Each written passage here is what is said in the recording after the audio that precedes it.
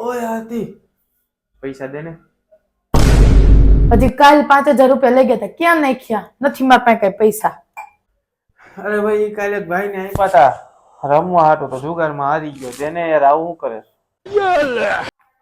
5,000 થી તમે જુગાર મારી ગયા, હજી બીજા પૈસા જોઈએ. નીકળવાથી કાંઈ નથી.